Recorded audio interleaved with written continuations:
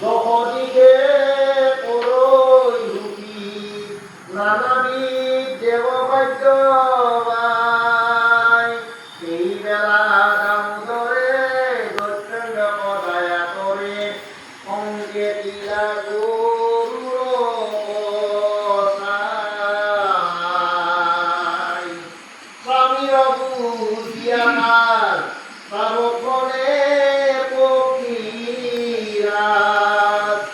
যত যত সিংহিৰঙ্গ পাহ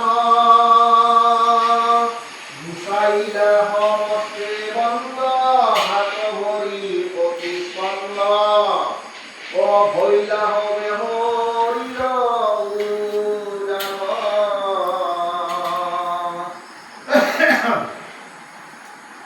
যে কি হল যেতিয়া ব্ৰহ্মাই এই পৃথিৱীবিলাক কৈ আছিল লাড়িও কৰিল নাতিয়েকৰ হৈ সমস্ত কথাবিলাক শুনি শুনি মানে ভগৱন্তই অলপ সদয় হ'ল। অৰ্থাৎ ইয়াৰ অৰ্থটো হ'ল এই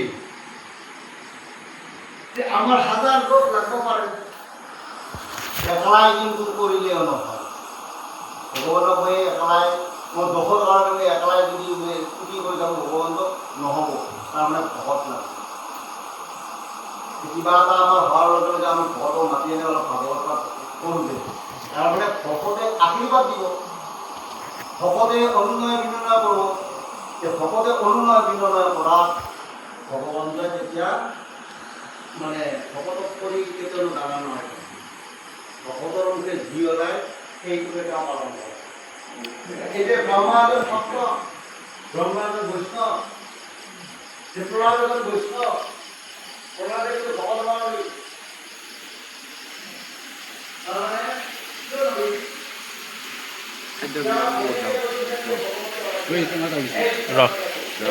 আমাৰ বৰ্তমান খানা হৈ গ'ল। এইটো আমাৰ ৰান্ধনি, এই আমাৰ ক্ষীৰোদা ৰান্ধনি,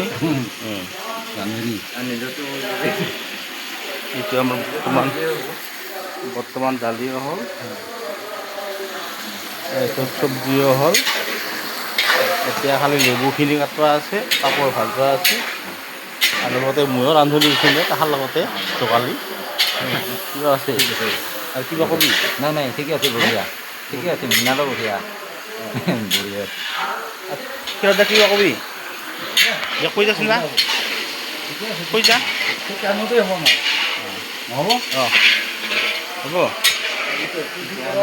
আমি প্ৰায় ৰান্ধনিতে পৰোঁ।